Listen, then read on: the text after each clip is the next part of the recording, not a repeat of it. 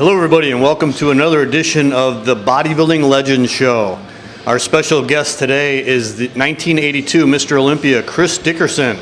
In our interview today, Chris is going to talk about how he began bodybuilding, how he started training under the tutelage of Bill Pearl, who was a four-time Mr. Universe winner and one of the legends in the sport of bodybuilding.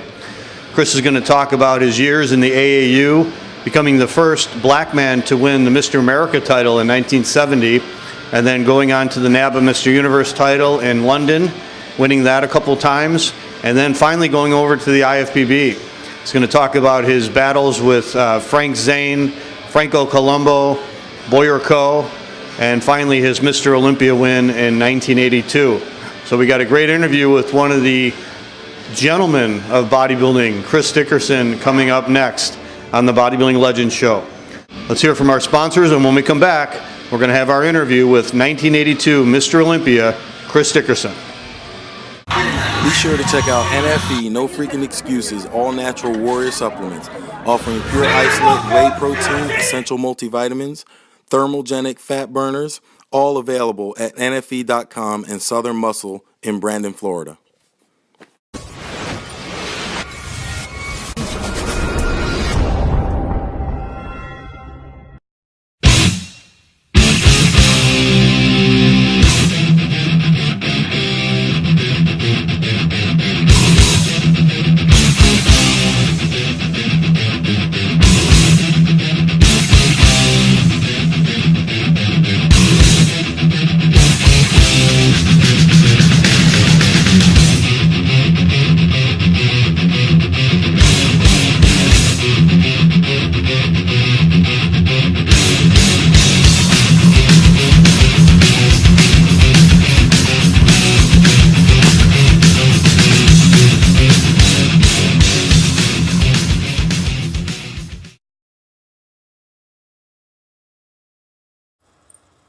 All right, welcome back to the Bodybuilding Legends Show, and I'm very proud to have 1982 Mr. Olympia Chris Dickerson with us here today. How you doing, Chris?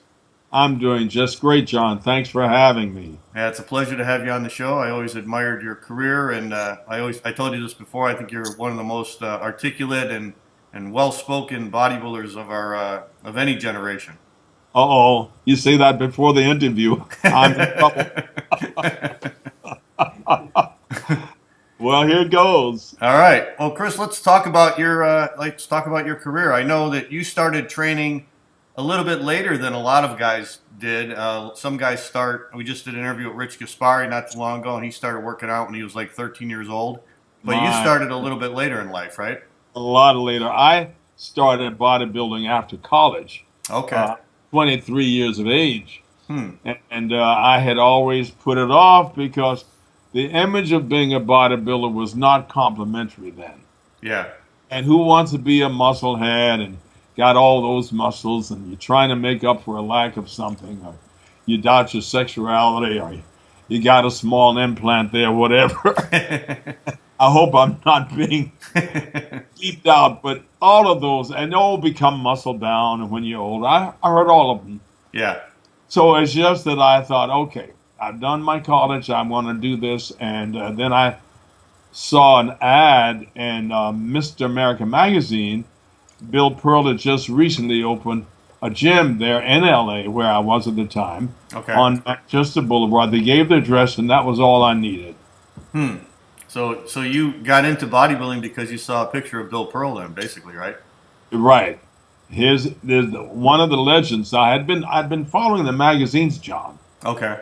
But here's a legend who's opening a gym just about 1.5 miles from my house, according to the address. Wow. Didn't have a car then. I was one of the few people in LA without a car, if you can imagine.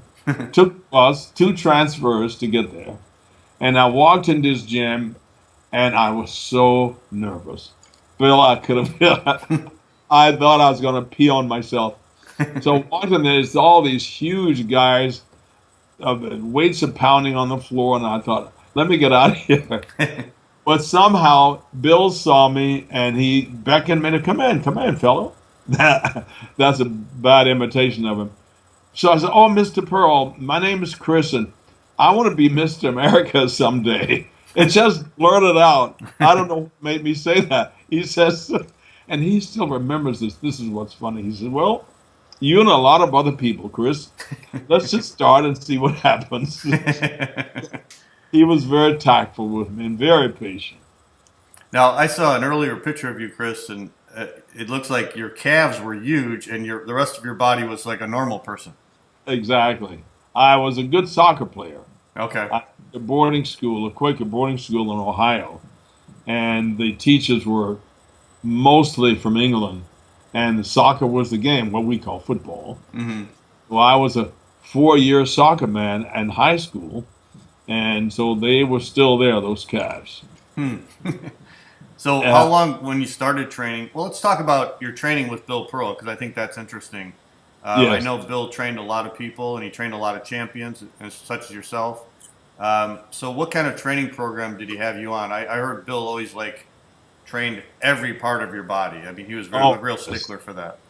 He works from the ground up, or from the inside out, however you put it. Mm-hmm.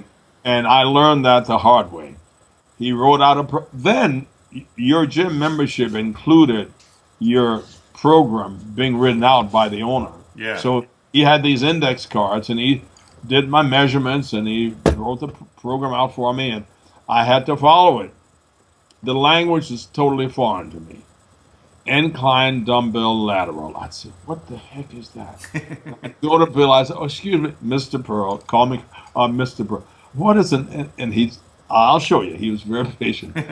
Walked me on the gym floor, and I was really embarrassed. Everyone felt like everybody was looking. And he said, and he would do it for me. And then I would do it. And then people would snicker, some of them, because I was such a beginner. Mm-hmm. He said being a beginner and knowing nothing made me his best student because I had nothing to unlearn. Mm-hmm. I had bad habits. Right. He worked me from the inside out, and I had to do a lot of stomach, and I had no abdominals, just one smooth belly. I wasn't in bad shape, but I just had no abdominals. I hadn't developed them. Mm-hmm. So he worked me, and oh yes, I'll never forget. He had me do what we call chins. Some call pull-ups. We say chins. Right. He wrote on the index card 4 sets, 10 reps. Now, I could do maybe 1. So I said, "Bill, I can't do but 1. He said, "Okay, well, you'll have to do 1 set of, no, you'll have to do 40 sets of 1. So I'm under the chinning bar forever. And I remember this one guy, Jerry Wallace, was always kidding me. And he walked by me one day, and I'm standing on the chinning bar. He says, "Are you still here?" I said, "Yes, I'm afraid so." I had to do it all. I had to do it. He would not allow you to not do the repetitions. Wow, that's great. Now, what was your genetics like, Chris? How fast did you respond to weight training, and how fast did your physique build up? Well, I was really like it. It was like a duck would take to water. As the saying goes, I was a real natural. Yeah. Short. I've always been short and rather muscular a type. Yeah. And so I just took to it, and everything would show because I'm 23, remember. Mm-hmm. I'm a teenager. And Bill would say, "Well, the fact that you're 23 is to your advantage because your body is totally mature. Whatever you add on it will show up." Yeah. So it's true. And I was very muscular, and I would just take to it. And about 1.5 years, I was competing. Really? 1.5 years? I was going to ask you how long it took you before you started competing. My first competition was in November of 1965. Okay. And Mr. Long Beach. I was 3rd place. Okay. Love that trophy. It's still my favorite. Yeah, right. Yeah, it's true. So what was your first experience like? Your first contest, what was that experience like? Well, it was very informal. You just sort of went, you filled out the application right there on the spot, Mm-hmm. and I had my trunks with me. So they said, now the weightlifting was always first, Olympic lifting. Yeah. That three lifts, press, snatch, clean, and jerk. We had to wait until the lifters were finished.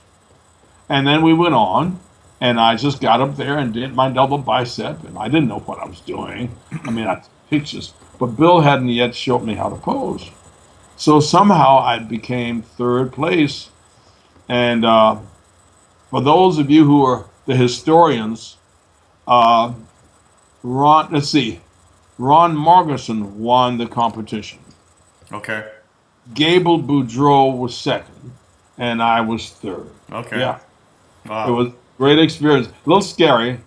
So Bill heard I had competed, and he hadn't told me to do so. Oh, okay. So he says, I heard you were in a competition Saturday. I said, oh, yes, Bill. He said, well, I heard you did third. Okay, fine. Are you ready to go to work now? I said, oh, yeah. Okay, let's go. That's all he said. That was it. Yeah, I was looking up your contest history on Muscle Memory, and I saw you won quite a few shows in 1966, which would have been the next year. You won the Mr. Atlantic Coast, Mr. Eastern America, Mr. New York City, Mr. New York Metropolitan, and Mr. New York State. So had you moved back to the East Coast by then, Chris? I moved back to the East Coast because I sort of missed it. And I just had that sort of urge to go back east. And I miss New York. It's a city that'll spoil you. You either love it or you hate it. Yeah. So I loved it, and I went back, and I competed. I just continued to work out, mostly on Bill's routines. I didn't deviate from it at all. And there were so many contests because for every weightlifting meet, this Olympic lifts, there was a bodybuilding show attached to it to draw the audience. So all these meets, and they were open, they were open meets. You didn't have to be right from that region. Okay, okay. So now you were always a great poser, but were you a good poser in the beginning? Well, I think it came naturally to me. Okay. I had instruction, very specific instruction.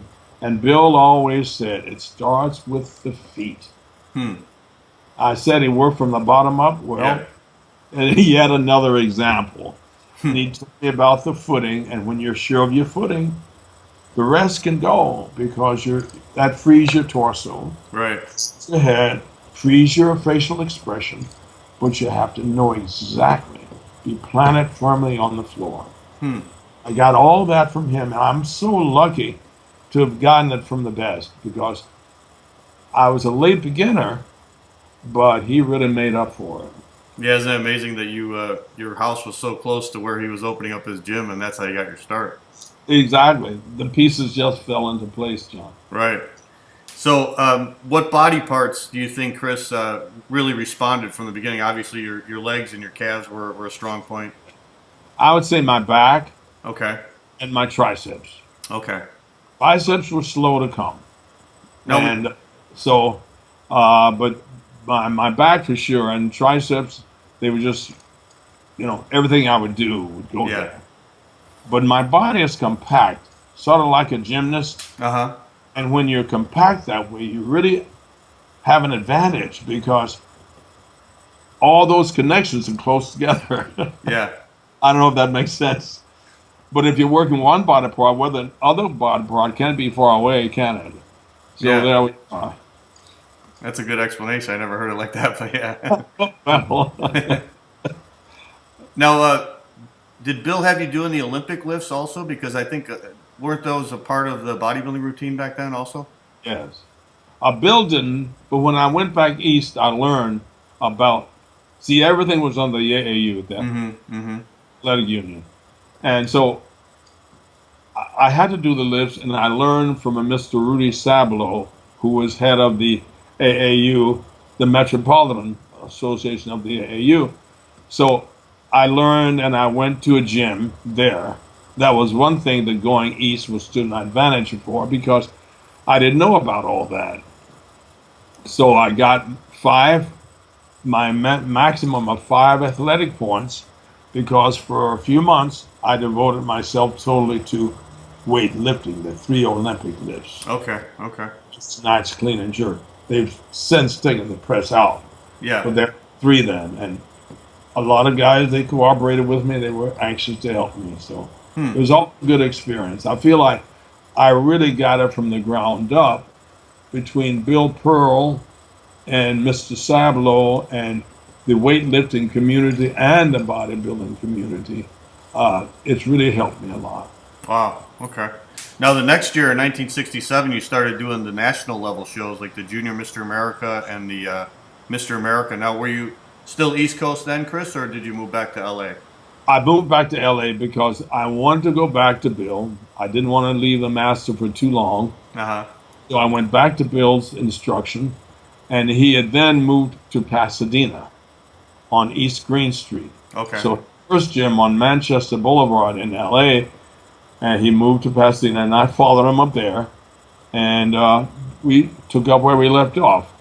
And so I won the Mr. California in 1967. Right. And it's, even though it's a state, it really puts you on the map. Yeah. Because it's a tough contest. Right. Larry Scott's a former winner, and different people like that that you all know about. Yeah.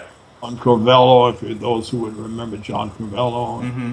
So it was a wonderful honor. And I'm now 27. Okay. So see, I'm more mature than a lot of the other bodybuilders. Right. And then you went to the Junior Mr. America and you took 4th there. Right. That was my first year. And disappointing being 4th because I'm spoiled. And then I came back and I won USA. That was a big victory in '68. Mr. USA in LA there. How did you feel about the Mr. America in '67, Bill? That was your first Mr. America contest, and Dennis Tenorino won that year, and Boyer Coe was also in it. How did you feel about that show? Oh, I thought great. You know, I think I was 6th. Yeah, 6th place, right. That's what I'm saying. Yeah. Right. I felt good about that because that's the top.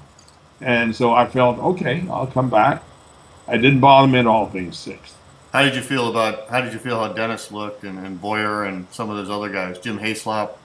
Well, now, these guys were so good. Yeah. Of course, my favorite bodybuilder at the time was Jim Hayslop. Mm-hmm. I mean, he stepped out of a GQ catalog. Yeah, he was amazing. Had muscles. So, I mean, he was like the epitome, I felt.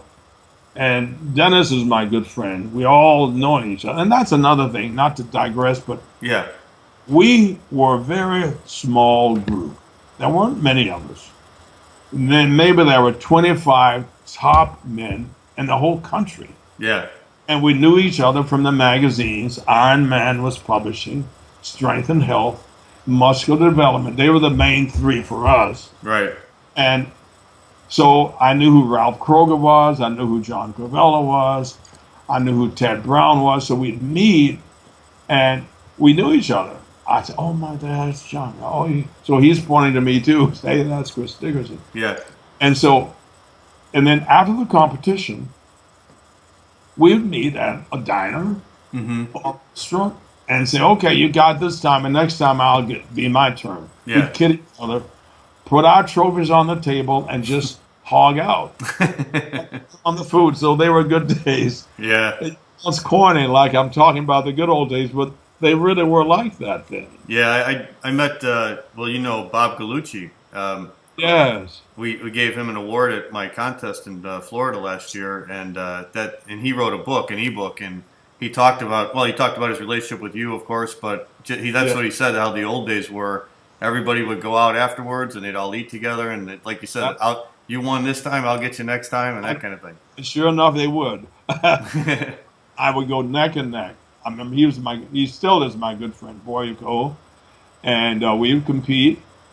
Of course, we wanted to win when we were up there, but when it was over, it's over. Yeah. So there were no hard feelings. Right. That was the current of wanting to beat the other guy. Of course, we were competitors. Yeah.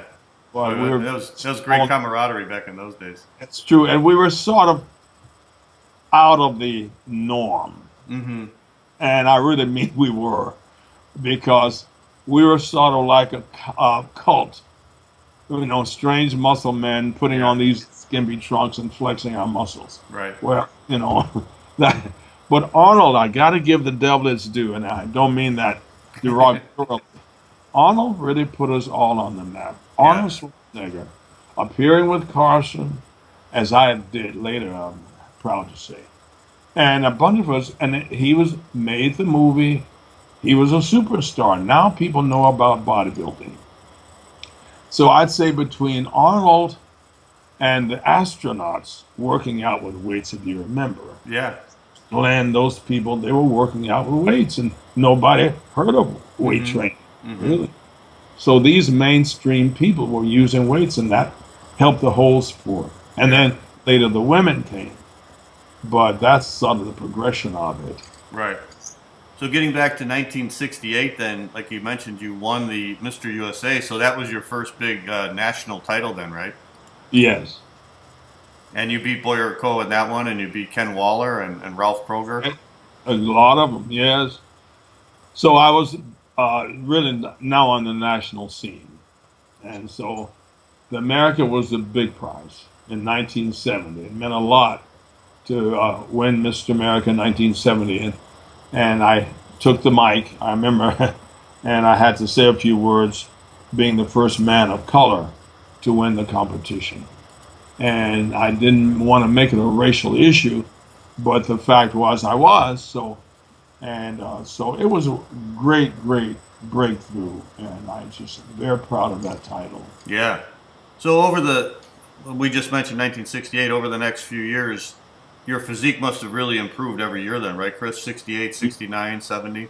Yes, I'm really following Bill's lead and doing everything, and the exercises are coming easier to me, but I'm just exploding. My body is really responding very well. Yeah, so 68, you took third in the America behind Jim Hayslop and Boyer, and then in 69, Boyer Coe won, and you were second.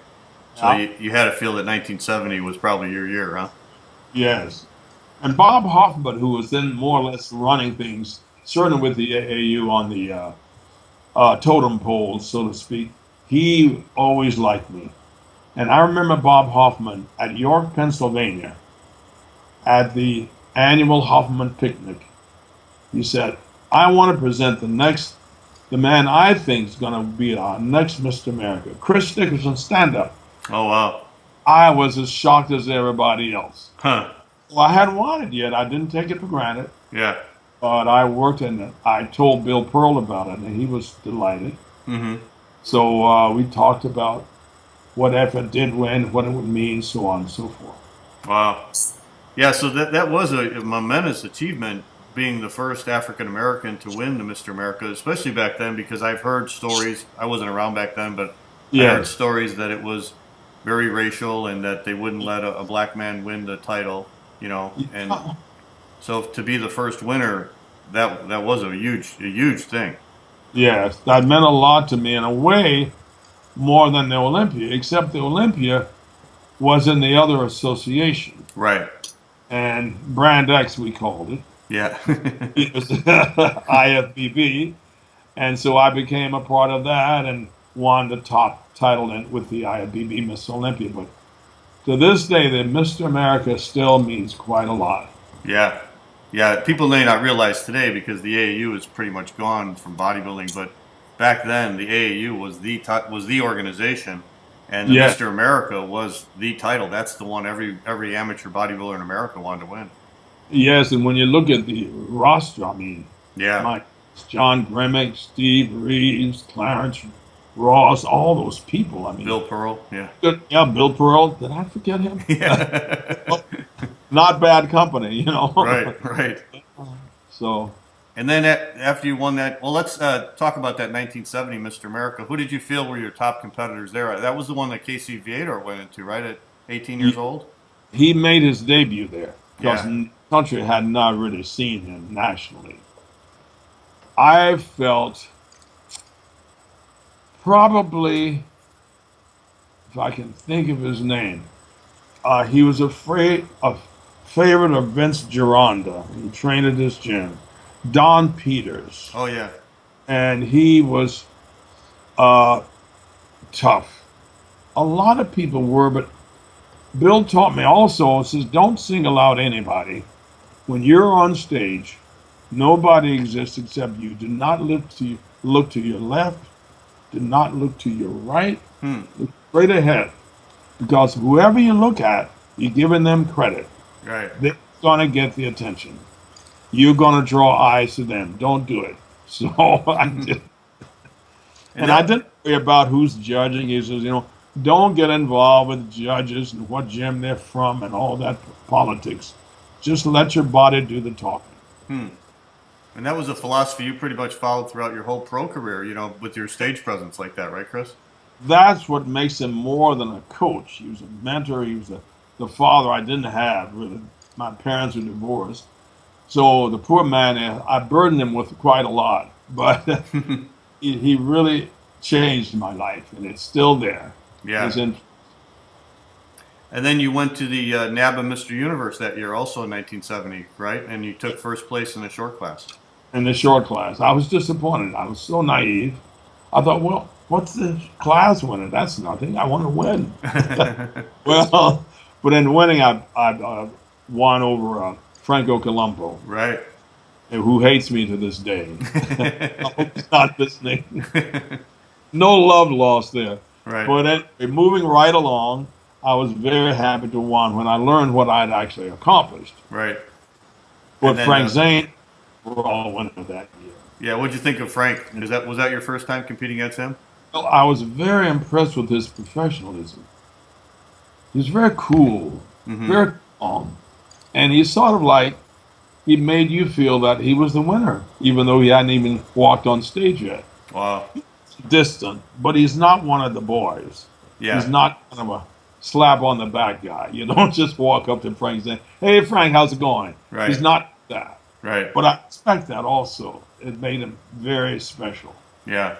And what did you think of Arnold? Was that your first time competing with Arnold? Because he won the professional division that night. Yes. I didn't know Arnold. I hadn't ever said 2 words to him. Okay.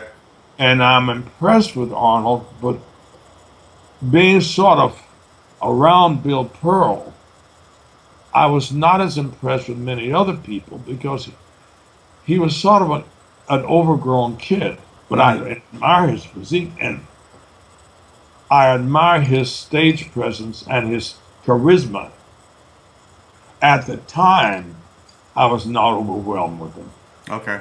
Because, to my right, here's Bill Pearl. So, Yeah.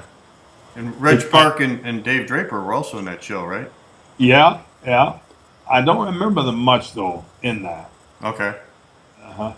So then the following year in 71, you went back to the NABA Universe again, right? Yes. And you won the short class again, but Ken Waller won the overall there. Yes. I was disappointed not winning the overall the second time. But here again, I won the class. And then finally in 73, I won the overall. 72, I took off. Okay. Why did you take 72 off, Chris? Did you feel you needed some time for improvement? I needed a break from competition. Okay. And so I thought, let me just go back to the drawing board. Did you feel like 73 you were better than ever? Yes, definitely. I was up for that. And then you also went to Dan Laurie's organization, right? The WBBG, and you won the Pro Mr. America? Yes. That's the biggest trophy, but it doesn't mean the most. Right. It goes up to the ceiling. Right. And glad the competition was in New York because there's no way I couldn't have gotten it on a plane. But it's there among my trophies. See, taking me step by step through this, I see that. Yeah, we're going year by year. Some of this I might forget now if you're going to go chronologically on me. But anyway, so far so good. And then, now why didn't you go over to the IFBB at that time? Because the IFBB was pretty much taking off, wasn't it, in the early 70s? Yes. But the NABA universe, like the AAU America, still had the prestige. The Olympia then was kind of a new competition, and people sort of in the sport knew it was sort of designed specifically for Larry Scott because he had no place to go. Yeah. The Olympia didn't have the prestige it later got. Right. So, no, I wasn't drawn to that yet. Yeah, that's true. A lot of the, like I said, the newcomers, they may not realize how big the Mr. America was, but also the NABA Mr. Universe was a huge competition. And if you look at the list of winners in that show, it was amazing. And they came from all over the world. Yeah. And it was my first passport ever in my life. Oh, yeah. Over there in 1970. And at the time, York, since I was their AAU winner as Mr. America, he actually sponsored the trip for my going to London. So they were behind me. Okay. That was quite a trip. And seeing London and all of that was just such an education. Yeah, I'm sure you had to love that, huh?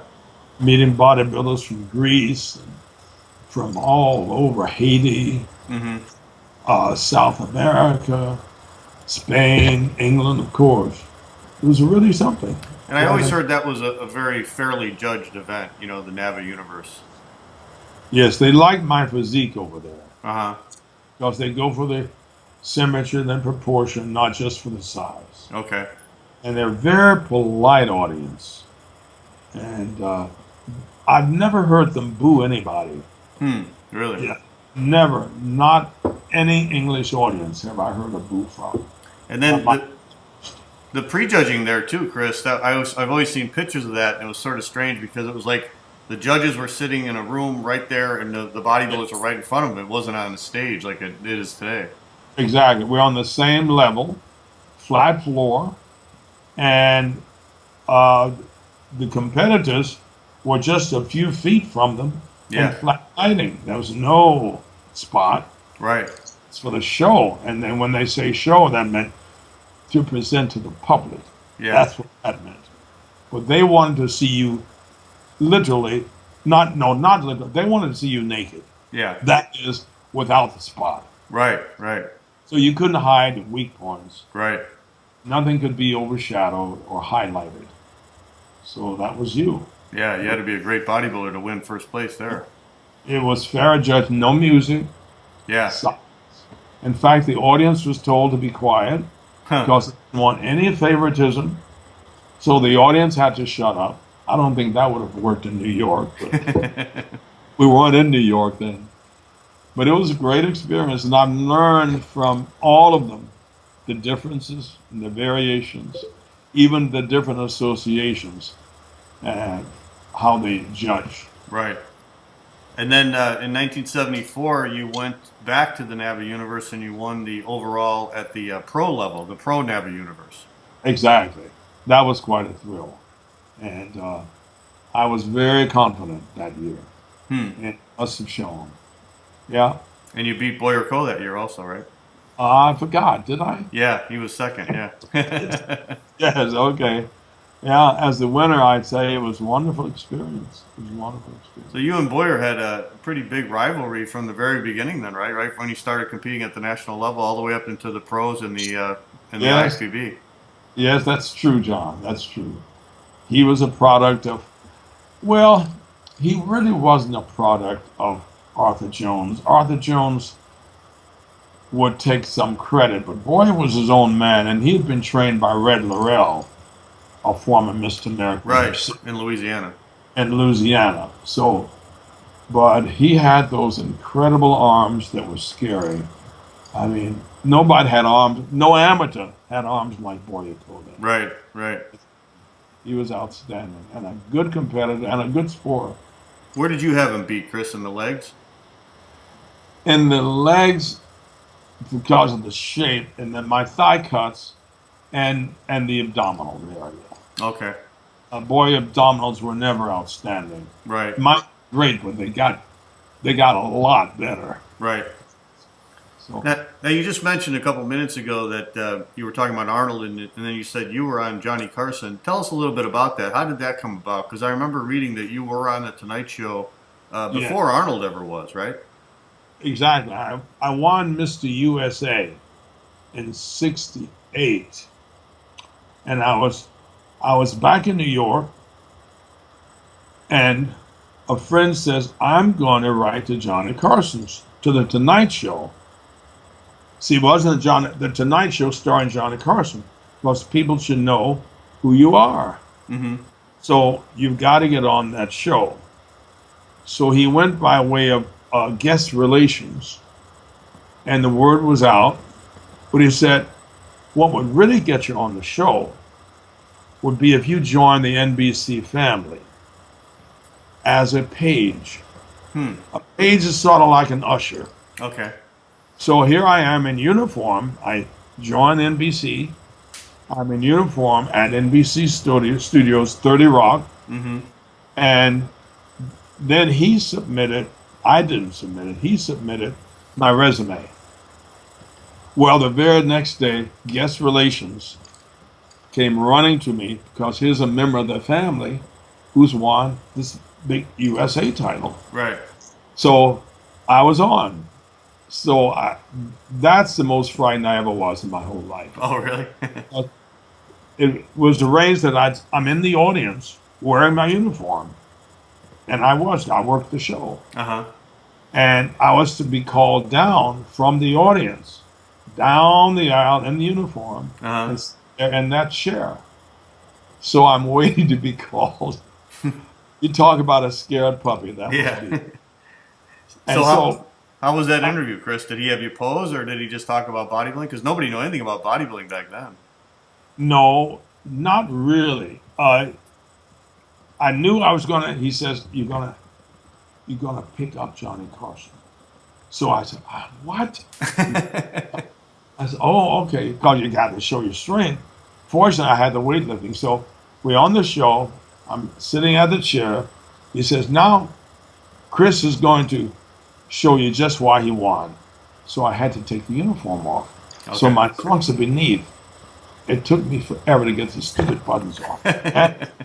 And Johnny's, he's got that expression. Yeah. Like, I got undressed. And the audience went, I heard this sort of amazement. And then I began to pose. And I posed, and the audience went ape.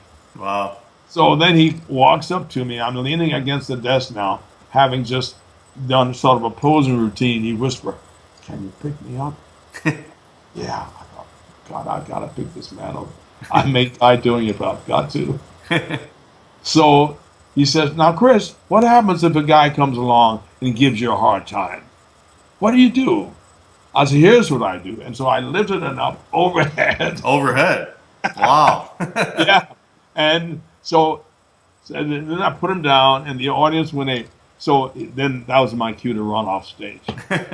Says, so I was called, if I should win the America, to come back next year. So I was on twice consecutively. Wow, that's great. Yeah, That had to be one of the first appearances by a bodybuilder, I would think, on a mainstream show like that. I've got to tell you on that side, I blabble a lot. But who set me up perfectly, the actress Shelley Winters, Oh, yeah. on the show the second time. So he says, "Shelley, now what do you think of bodybuilders?" I says, "What do you mean?" He says, "Do women like that? Do they like all those muscles?" So, "Oh, Johnny, they love it," she says. So he says, "Well, some people say, no, they're lying. Johnny, they're lying. They love it." So I thought, wow, what a setup. Yeah. So then, well, she came on, first of all, saying, "Johnny, there's a naked man backstage." Johnny said, "No, he's not naked. That's Mr. America. He's wearing his trunks. He's supposed to be." So all of that set me up. And it was a wonderful experience. I met him backstage, of course. Yeah. Yeah, and then I did sort of a movie stint with the actor in Burt Reynolds. Uh-huh. And I met a few celebrities, Diane Carroll, I met a few celebrities, and I learned that the big successes in life, in any field, if I can be sort of philosophical here, Yeah. is there's a humility these people have. They're very approachable. Mm-hmm. And they're very down to earth because they know what it took to get there. Yeah. And they appreciate others' effort. Right. That's the one common denominator. It doesn't matter what field it is, bodybuilding, shoemaking, whatever. Right. Yeah.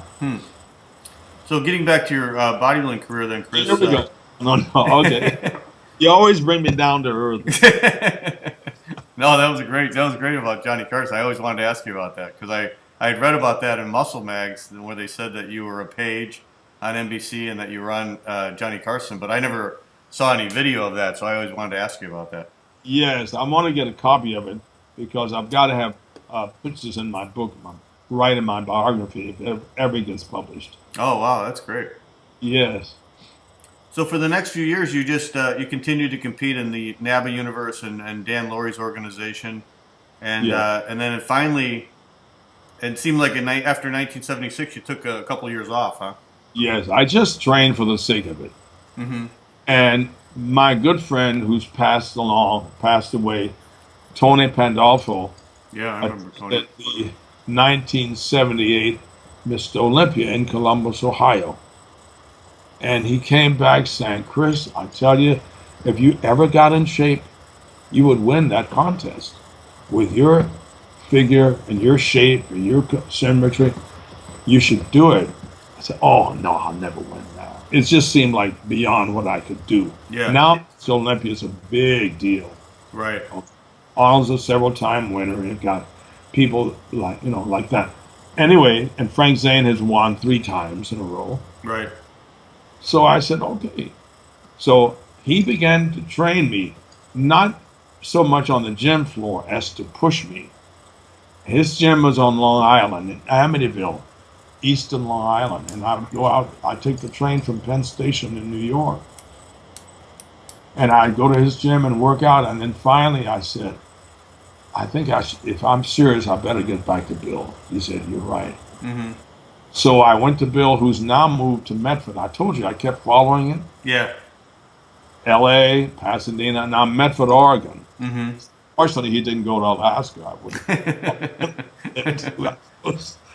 So I went there, went to Medford, Oregon. It was like a training camp. He welcomed me, and we worked really hard. And that's what I trained there each time for the Olympia. So that was a '79 Olympia then, right, Chris, in Columbus? That was your first one? Yeah, I was disappointed being 6th, but I took it on the chin. And then I was 3rd. Then I was 2nd.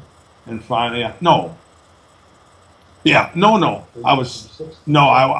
to 6th to 2nd and 2nd. Right. Because those 2 years in a row, I was beat first Arnold and then Franco. Right. Yeah. So let's talk about '79. I was actually at that show, Chris, and I had never seen you compete before, but I had known about you because I knew you won Mr. America, and I saw you win the NABA Universe in the magazines. So I had never seen you in person, and I remember I was very impressed with the way you looked, especially your back. You had really thick traps, and you were thick all over. I don't think you were in quite as rip shape as you would have been, later on in your career. But you were very thick, and I was like, wow. I remember when I saw you, I said, I can see why this guy is so well talked about and why he's won so many titles, so many Mr. Universe titles, because I could see the quality of your physique at that show. Well, thank you, John. I trained hard, and the training was very basic, and just set after set after set. And they were about 90 minutes. A bodybuilding session, if it's really productive, can't last more than an hour and a half. Right. That's what people say. But I put everything into it. And what did you think about Frank Zane that year? Because that was his last year, and some say that was the best Frank Zane ever looked. He looked great. He was sort of untouchable. That was Frank Zane. Then there was everybody else. Yeah. I had to give him credit. Yeah. This was his final. That's right. I got it mixed up. This is his 3rd. Yeah. Title in a row. Right. And then right after that, you went into the Canada Cup, right? And then you won first place, beating a lot of the guys that just had beaten you at the Olympia. Yeah, now I'm kicking butt, as we say. Right. On a roll. And I won that, and I won it the second time. I won it consecutively. And unfortunately, they cut out the Canada Cup. Yeah. Bill yeah. Boyd, God bless him, he was the sponsor of that meet. Now, when you won that show, Chris, in '79, what did you do differently? Did you just stay on your diet from the Olympia until that show? Because I noticed a major improvement in your conditioning, and you were much more ripped. Yes. I think, well, you're learning more and more and more. And really to cut out the sugars. And I got wiser about the diet too. And wouldn't try to do it overnight. Mm-hmm. As a young man, I'm not that I'm old, but I'm a little bit older. You can't quite get away with what you used to. Right. Also, the standard is getting higher and higher and higher. Yeah. From being cut, then to being ripped, Right. then to shredded, Right. and what's next. Right. But the body's reflected that, really. And then So when the standard's getting higher all the time. So when you came back into competition, Bill, in the late 70s, Chris, I'm sorry. When you came back into competition in the late 70s, the posing now, you could pose to music, where before they never did that, right? yeah, I posted music in the show itself, in the night show, Okay. not in the prejudging. Yeah. But this posed to music while you're being judged. Right. And that was my strong round 3. Yeah. And I prepared that. Bill worked with me. We worked, and I got sick of the music by the time you got there because it's in your head from you're driving a car. You've got it on the tape deck. Right. You listen to it all the time, and you're imagining what your body is doing while this music's going, and what part of the music are you doing this or that. Right. So it was all a part of the education. Yeah. And I'm really ready.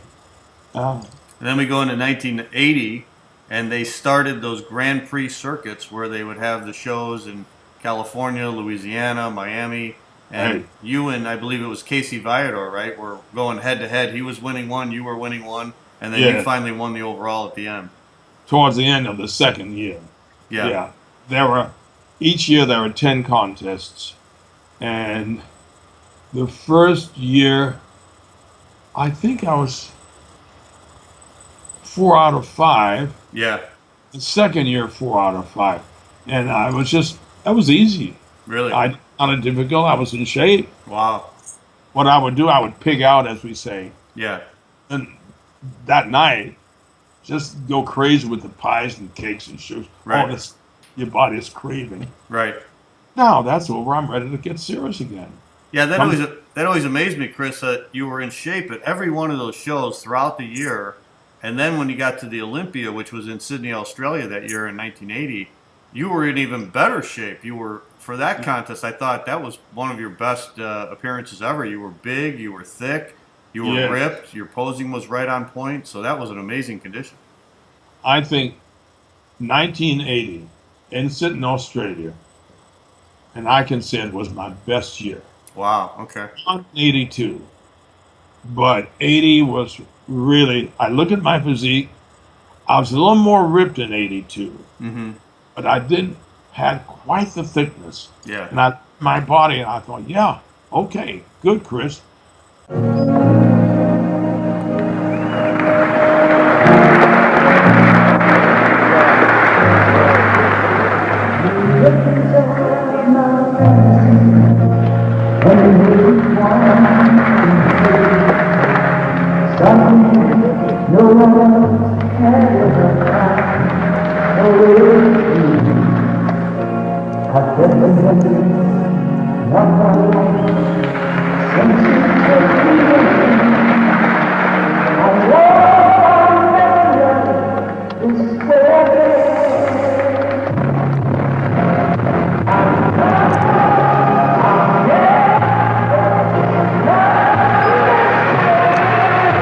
Chris Dickerson's posing has a class and a style all of its own.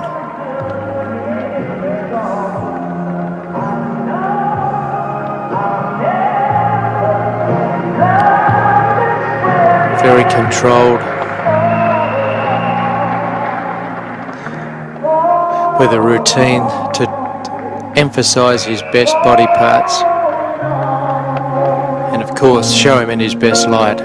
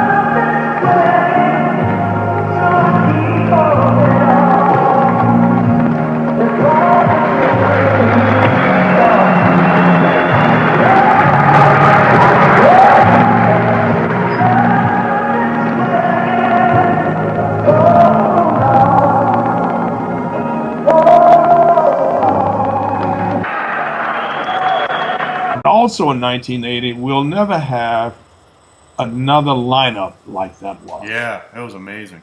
Look at those guys. So I was disappointed being second to Arnold, but I was so naive. I thought, well, Arnold Schwarzenegger's Arnold Schwarzenegger. I'll come back. Yeah. People were furious. How could they do that? Right. And the Australian Association presented me with the winner's trophy. They came over on Qantas Airlines and met me at Gold's Gym and said, Chris Dickerson, Mr. Olympia 1980. Was that? Never talked about that because I respect Arnold and he was the official Mr. Olympia. Right. That is true. That holds true still today, of course. Right. I want to ask you a little bit more about that show, Chris, because that was like 35 years ago now, and it's still one of the most talked about Mr. Olympias ever. But did you know that Arnold was getting ready for that show, or was that just a big surprise to everybody on the day of the contest? I knew it, but I wasn't threatened by it because and especially when I saw him, and Arnold, don't get mad, but I sort of felt he's a great champion, and he's not ready for this. Look at him. And he was sweating. He was obviously he was nervous. Yeah. Had a lot to lose. And so, and I just looked at other people and I thought, well, the guy who really, you know who I was afraid of? Not afraid of. Yeah. Little Danny Padilla. Uh-huh. Was ready for that contest. Really? And others, and there were other people, and I can't think of names now, but what a lineup that was. Mike Mentzer, Frank Zane. Frank Zane, yeah. And he's like the outgoing champion. I mean, he's the current champion. Right. So I thought, well, I've got to be in here someplace. But I looked at these guys, and I believe, there was, the African-American from Florida who was so good many times. He never won the AAU Mr. America. Many people felt he should have. Robbie Robinson. Oh, yeah, yeah. I mean, these guys were... So I thought, okay. When I saw him, so when they called me for second, I said, I guess Arnold won. But I wasn't upset. Other people were. Yeah. I thought, well, heck, from sixth to second in 1 year, not bad. Right. What really upset me was the year after that in '81 when Franco won. Now, in 80, Bill, Chris, Bill Pearl was... Fine, I accept that. Bill Pearl was supposed to be a judge, right? And then he recused himself away from the judging panel because he had trained you for the contest. Yes, well, he did out of fairness, and it was just preordained. The whole thing was really it was set up like a turkey shoot. I mean, no way I could have won that, or anybody else but Arnold. Yeah. Where would you have placed Arnold, Chris? Honestly, about sixth, maybe. Really? Yeah. It's funny that show is so crazy because when people look at pictures and stuff, a lot of people say, well, I see how Arnold should have won. But every time I talk to someone like yourself or Bill Pearl, or I just did an interview with Samir Bannout, everybody who was there at the show said he should have placed about fifth or sixth. Yes. But Arnold has a way about him that transcends his body. I have to give him credit. Yeah. Very charismatic, and he's so self-assured at least during the competition. Yeah. I'm not talking about his being nervous backstage. Mm-hmm. He was noticeably nervous backstage. But why do you say he was nervous, Chris? What was he doing? Just sweating and... He was sweating a lot, profusely, toweling off, because he seemed in doubt, but had he known, it was just decided that he'd win. But maybe he didn't know. I'm not sure. I can't say. Yeah. So then we go to 1981, and again, you had another great year with the Grand Prix events. You won the overall there again. Yes. And then did you feel like, now I heard that there was a lot of dissension in bodybuilding in the pros because they felt like it was going back to Columbus, Ohio. Arnold was going to be promoting the show, and then Franco was rumored to be entering. And a lot of people stayed away from that contest. Mike Menser didn't go in it, Boyer Coe, Frank Zane. But you decided to compete. Did you feel that it was going to be a fairly run show? Well, it wasn't so much that as there was a unofficial boycott bodybuilders after Australia in 1980. Right. And we were meeting, and I had to say, well, as a man who's come in second, I hope to win this. So you guys forgive me, but I'm going to compete. But there was a conscious effort to stay away from the show. Right. Part of some of the bodybuilding. But not so much it was in Columbus. But they were still seething over what happened in 1980. Right, right. So then we go into the show, and then Franco does go in it, and he competes, and you end up taking second again to Franco. And I was really upset with that because he was noticeably not in shape. One leg was noticeably more developed than the other because it had that accident. Yeah. Refrigerator on his back. Right. And so I just was very discouraged. And I came back to LA very discouraged. And so I remember one of the officials saying, well, Chris, if you don't compete anymore, you're just making it easy for them. Yeah. If you say they don't want you, and you won't win if you don't compete. So I thought about that, and I thought, I'm going to give it another try, and I'm glad I did. Yeah. And I think it being held in London was good also. Right. Always had good luck in London. And they're not swayed by the crowd. Of course, the crowd's more polite. Right. I mean, as I said, they're much more polite Right. than we are here in the States.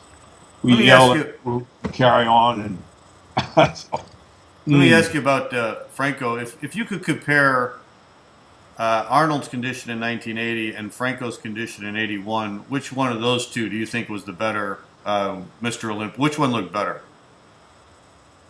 Wow. Well, okay. Franco was in better condition Yeah. than Arnold had been the previous year, but the leg really, Yeah.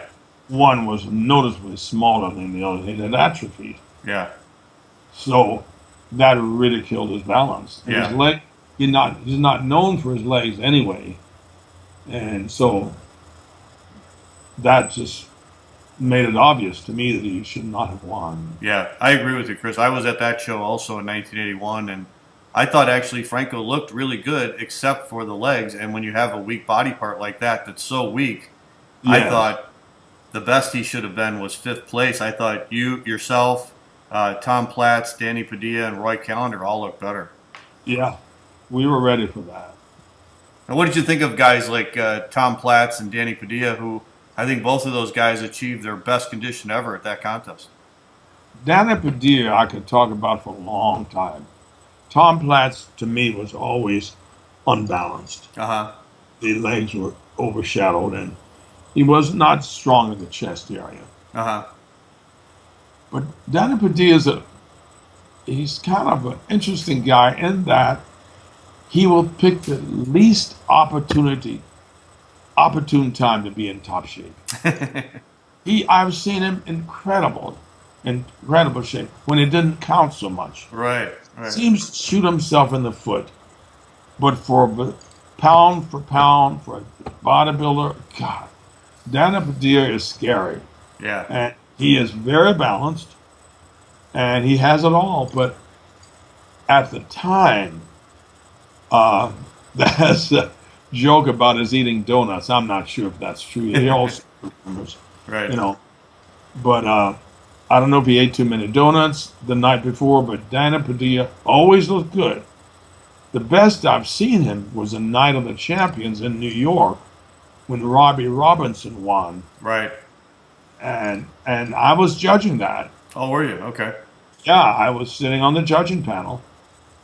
But Robbie kept posing, and Danny just sort of gave out of gas and stopped flexing.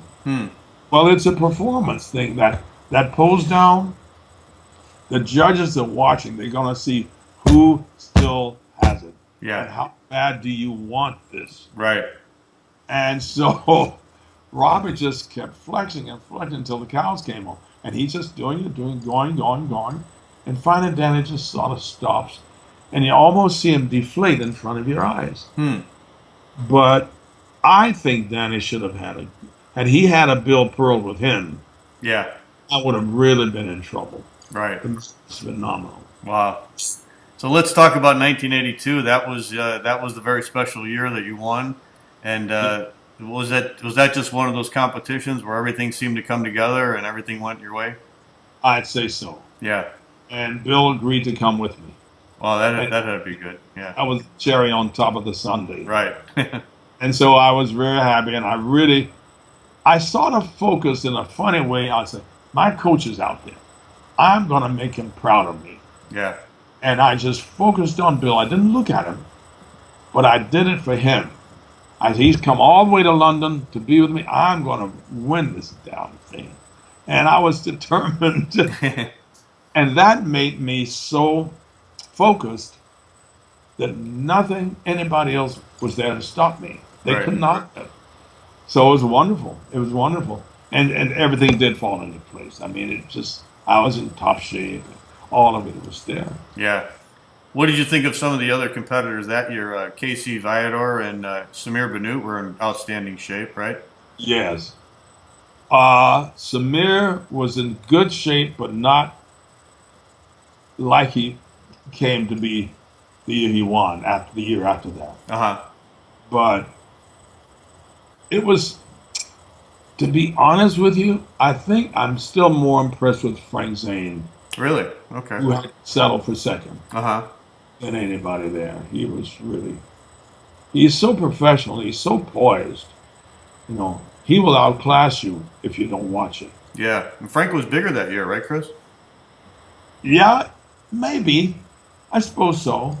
Yeah. But it seemed like he didn't have quite the conditioning that you had.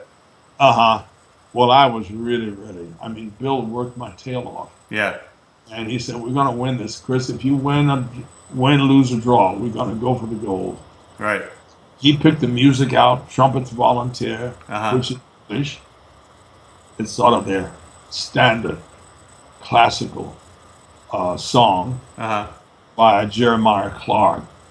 It's sort of like the anthem, not quite. It's not God Save the Queen, but it's next to that. Okay. So it says, we're in that country, we're going to play their music. So we picked, and we worked and worked and worked. I Wow. knew where every toe, every finger was, on what note. Right. That's great. And I miss it. I do. I miss that Yeah. whole preparation.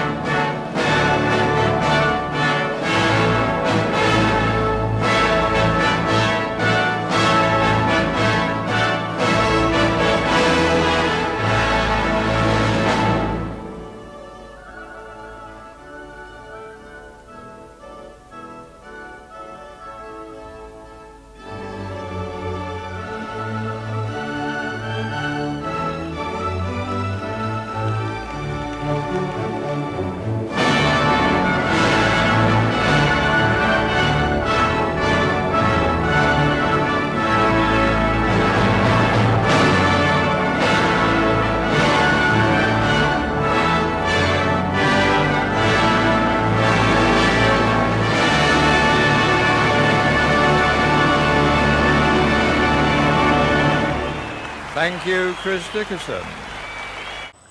Now, I want to talk also, Chris, about when you started doing commentary, because in the mid to late 80s, bodybuilding was very popular, and it was on ESPN all the time, Right. sometimes on NBC or CBS, and they were using you as their expert commentator, and I don't think they could have made a better choice, because you're so, like I said before, you're very articulate. You could explain, what each bodybuilder needed and what they didn't. And how did you enjoy that experience doing those commentating? I loved it.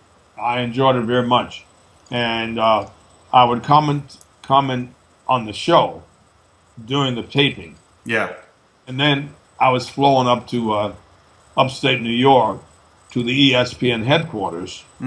We go over everything, and then I could take my time describing everything because the pictures were there in front of us then. Right. It was a wonderful experience, and yeah, I learned a lot having to explain. Yeah. That teacher learns. Yeah. That was a wonderful, and I got the inside of it. And having had Bill Pearl from the beginning, and then the different associations, different experiences, being backstage and getting from the inside, learning opinions as they changed, and the whole thing was such a metamorphosis from start to finish. I ended up being a different person than I started. And so it was a great education, and education does that. Yeah. Yeah, I thought it was wonderful because you were commenting on posing routines of like I remember Albert Beckles one time was in the Olympia and he was doing his little dancing a little bit, and he said that's not really bodybuilding, and you were describing. Yeah, didn't like that. It's a shock. I hated it. Yeah. But I said to him, and I just get out there. Come on. Yeah. And he's dancing around. And what he's doing is he's wasting his music. Right. You don't have so much time. Right. Get out there. Do it. Yeah, being such a professional as yourself, you knew what a good posing routine was and what wasn't a good posing routine. And I think you also could point out certain bodybuilders who had really good physical potential, but for whatever reason couldn't mentally get it together, like Bob Paris maybe or Danny Padilla. Yes, exactly. It's true. Some people are very gifted. Sometimes being gifted is a curse. Yeah. Because if you're not gifted, you've got to work for everything. Yeah. And that man who has to work for all of it may end up probably will end up being in better condition. Right. He will never have the physique, the symmetry, or the lines of proportion. Right. More talented man. But he could outclass him and win over him with his condition. And I've seen it happen. Yeah, we just talked to Rich Gaspari recently, and we were talking about that '86 Pro World that he won, and you were the commentator on that. And I remember you saying on there that he may not have the best shape, but he worked harder than anyone else. You could show he wanted it, and he was in great condition, and that's why he won. True grit here, as we say. Yeah. Absolutely. Paid off. Now, you were also commenting on a lot of the Mr. Olympias that Lee Haney won. What did you think about him as a Mr. Olympia winner? I thought he was a terrific spokesman. His body spoke for itself, and he got better and better and better. And by the time, from the time he won his first Mr. Olympia in '84, his very last one, he's such an improved physique. Right. He improvements that people didn't think were possible. Yeah. Myself included. But he proved us wrong. The man was phenomenal. And a great spokesman for it. Right, right. As sort of that good old boy quality. Right, that everybody loves. You know? Yeah. Yeah, I agree with you. Outstanding champion. He had great genetics. He worked really hard, but he was also very humble, also a very nice person, very respectful to people. Exactly. That's Lee Haney. I admire him very much to this day. Yeah. Who else in the sport has really impressed you, Chris? How about Sergio Oliva? Sergio Oliva was a freak in the good sense of the word. Right. He was probably the freakish man on stage. In the good sense. I mean, just so gifted. I think Sergio had to contend with a great deal. His private life got messed up. And he was not so stable I've seen him sort of, oh, how can I say? I've seen him sort of, fooled a little bit on stage. Arnold got to him. I saw it happen. Yeah. Arnold was very sophisticated. He's very clever. Mm-hmm. And I remember the time, you may remember this, John, if you were there. Sergio and Arnold were standing on stage side by side. Only one of them could win. Mm-hmm. The two were deciding who's going to be the winner here. Arnold, suppose the story goes, and I believed it, turns to Sergio and says, Sergio, let's get out of here. So Sergio walks off the stage. Arnold stands there smiling and beaming. And Sergio just killed himself. Right. Now he came back, but it's too late. The damage is done. Right. Think that if you're not ready for Arnold, he'll get you. Yeah. And so, but Sergio was a great champion. He really was. Which is some of the things happened and he did off stage didn't help him. You know? Yeah. He was really phenomenal. What about Serge Nubret? That's a name that hasn't talked about too much, but he had a phenomenal physique, huh? Yes, he did. I reserve some of the accolades for him. He's a very good poser, but he only had about 3 poses. Mm-hmm. So I'm saying he knows how to hold the pose. Right. He has a favorite stance. But he only has about 3 good poses. But he's a great salesman. Yeah. And so also when he flexes, not a lot happens. It's interesting. Yeah, that's true. He can just stand there and then he flexes, well, okay. But that's not a big difference. His best pose was standing relaxed. Exactly. Right. So the quarter side. I think we know the same pose on Right. both of us. But he was a great salesman. He was Right. a very good salesman. Speaking of posing, Chris, I think that you inspired a lot of the bodybuilders that came after you with your posing abilities, such as bodybuilders like Mohamed Makaway, Sean Ray, Lee Labrada. I think all of those bodybuilders learned a lot from your posing. Well, thank you. That's quite a compliment. I worked a little bit with Sean Ray. Okay. But Lee Labrada, oh, wow. And all of them, just great poses. And I think one of the tragedies, and I say tragedies, of our sport, besides other things that I won't go into, is that the posing round no longer counts. Mm-hmm. And I always thought, John, that the posing routine, choreographed, is your one time to activate, to be active, to compete. Because otherwise, you're judged on what you prepared for. Yeah. Round 1, semi-relaxed. Round 2, the compulsories, yes. But round 3 is when you get to shine. And that shows your preparation and your degree of creativity. And by them taking that posing round out, people don't work it now. I know. See poses, it's a shame. Yeah. There's very few bodybuilders out there today that are really good posers. Yeah, I don't say you don't blame them, but in a sense you can't because it doesn't matter. Right. On the judges sheet, it doesn't matter now. Right. Who do you think was the most impressive Mr. Olympia, Chris, besides yourself? Let's see.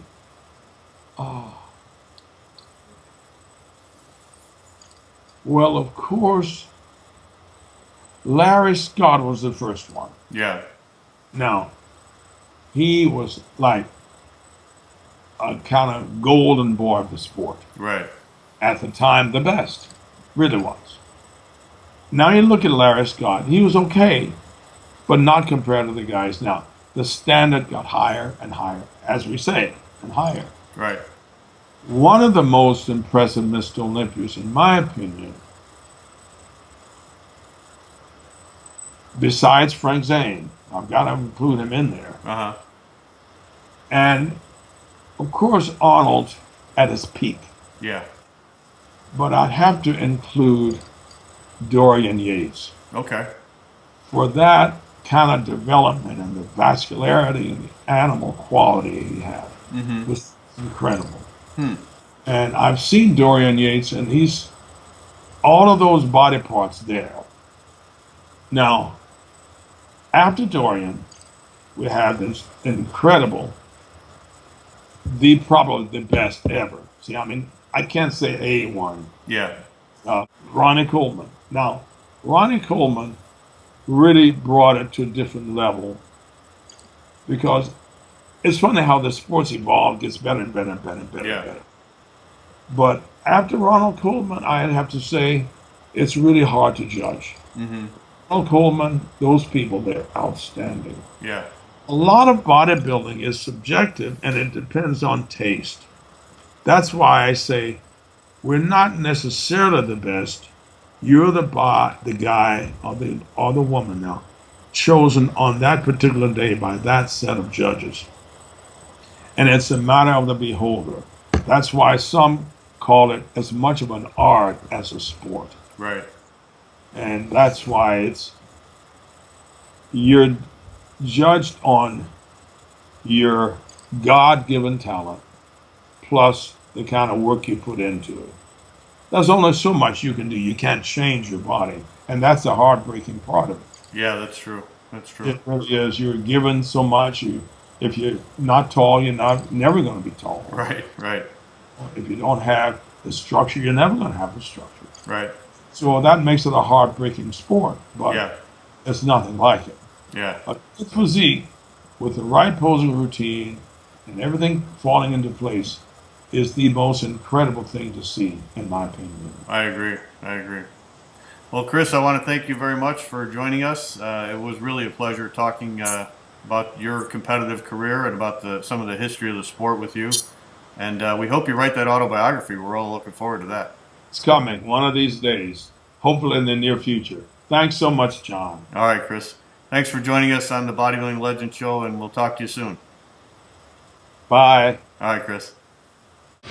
All right, everybody. Thank you for joining us for another edition of the Bodybuilding Legends Show. I want to thank our guest, Chris Dickerson, 1982 Mr. Olympia, for a great interview. Join us next week when we'll be joined by another Mr. Olympia winner, 1983 Mr. Olympia, Samir Bannout. We'll see you next week, everybody. Take care.